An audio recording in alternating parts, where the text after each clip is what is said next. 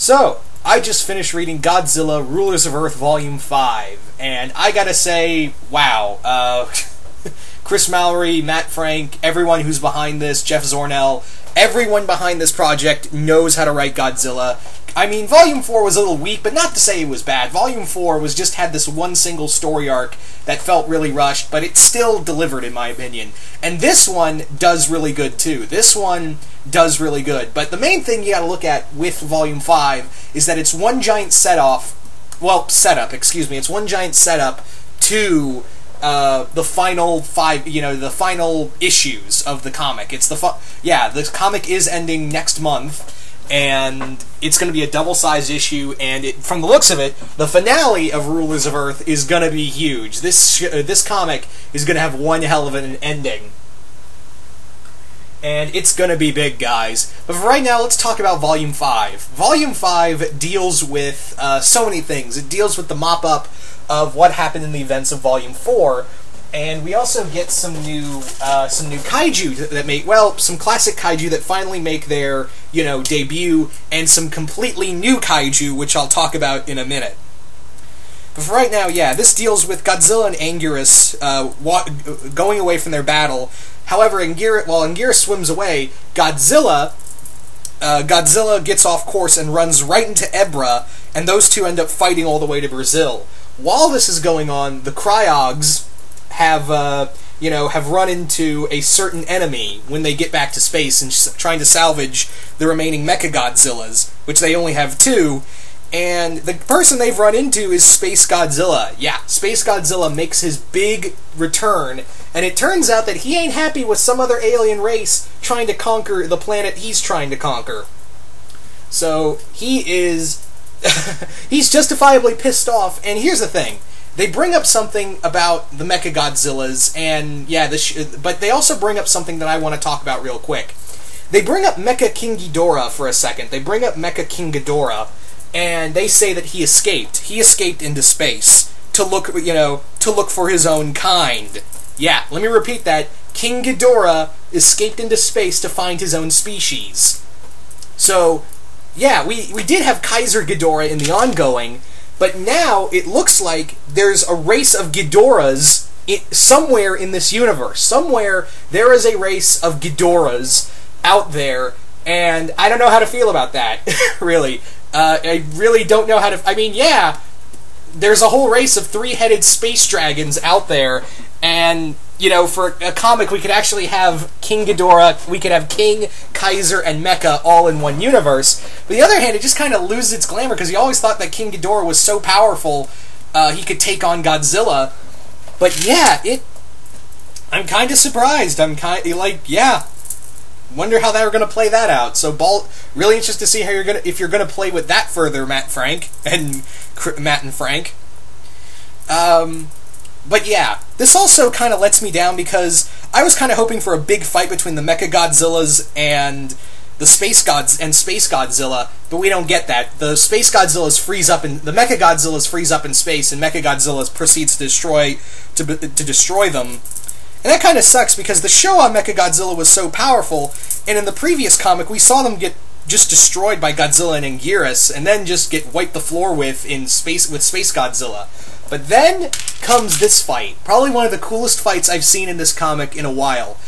Gigan goes toe-to-toe with Space Godzilla, and it is awesome. And keep in mind, this is Final Wars Gigan. They've upgraded Gigan and made him stronger.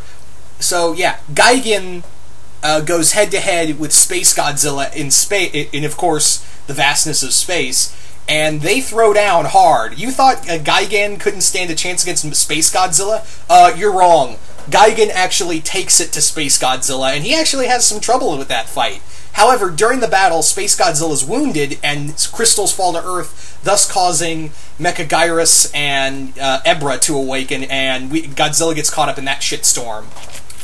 Meanwhile, things aren't looking too good for the likes of Infant Island. Infant Island falls under attack by Batra, who is still being controlled by the Reverse Twins. They're not Shobojin, they're telepathic. We also discover that our main character, Lucy, is telepathic as well. She actually has a telepathic ability, but now her mind's being compromised by Minette and Mallory, the two human, I guess you could say like they're the dark Shobojins in a sense. They're very much like, the reverse Shobojins. And it kind of shows here with Lucy. I'm convinced that if they could have, because here's the thing, IDW wasn't allowed to use any human characters except for that Titanosaurus issue, that Titanosaurus standalone issue where they got to use Mickey Sagusa and the Simians. I'm convinced this Lucy's meant to be Mickey Sagusa. If they could, if Toho allowed them to, I'm pretty goddamn sure Lucy's supposed to be Mickey Sagusa. But yeah, we don't have that here. Anyway, so with that being said, there are some pretty interesting fights, but here's the thing. Even though this is Godzilla's title, Godzilla kind of takes backstage for the next 4 issues. Like I said, this is one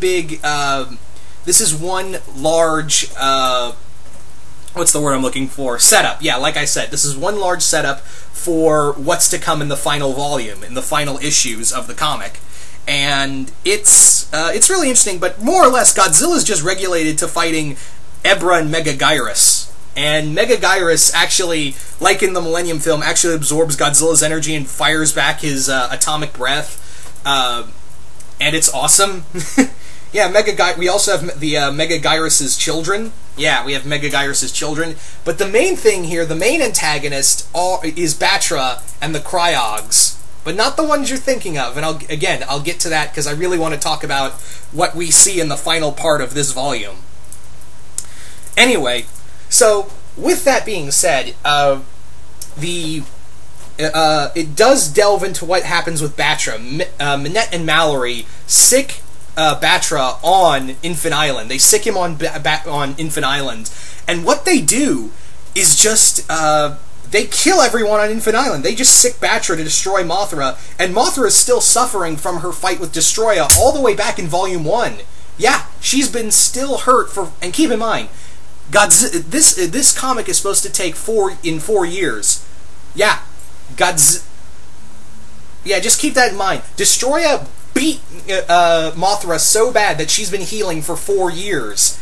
And, yeah, Mothra and her children try to fight Batra, but they fail, so the larvae get Mothra out of there. Mothra sacrifices herself by using the same attack she used in the Heisei film to wound Batra, and it looks like Mothra's dead. It looks like Mothra has been killed, but now all that's left are her children. I guess that's how they got away with it, because that's the other thing.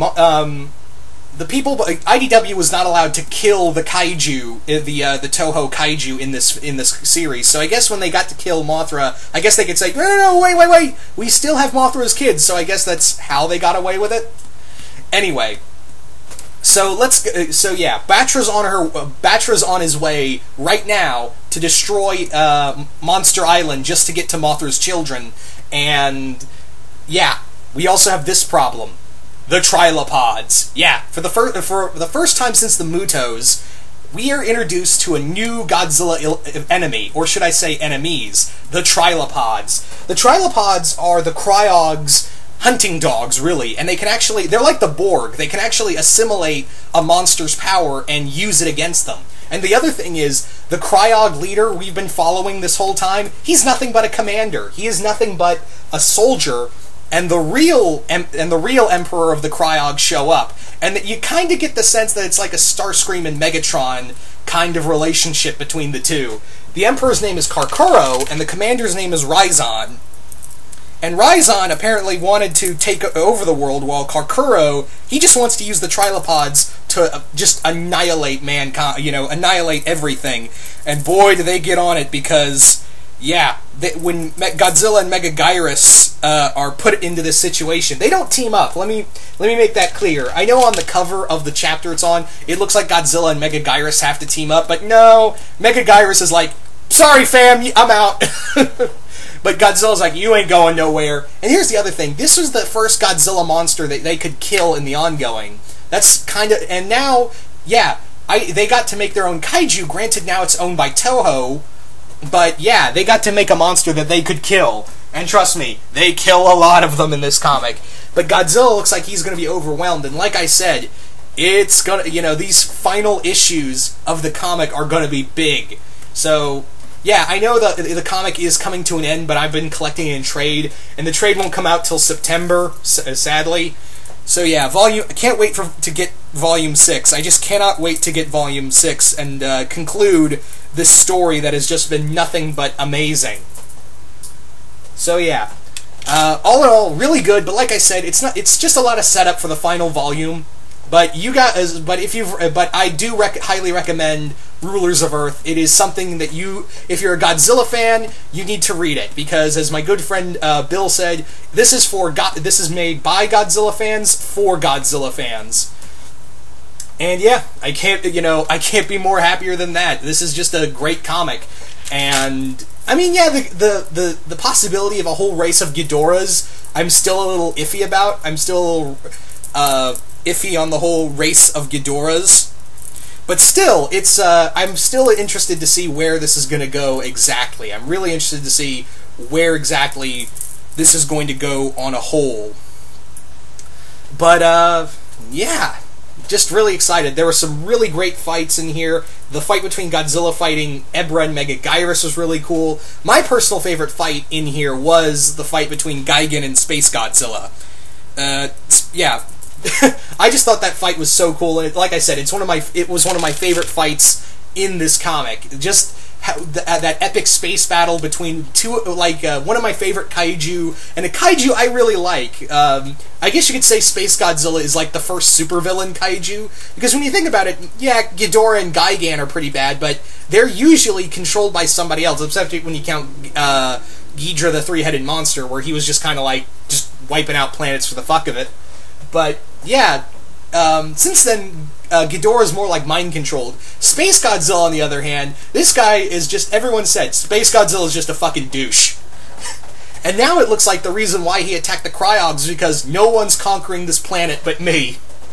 That's pretty much what it sums up to, is that no one was going to control this planet but me. But yeah, just once again, really love this comic book. Again, if you're a fan of Godzilla, I highly recommend this series. But yeah, once again, hope you all enjoyed this review, and I will see you guys later.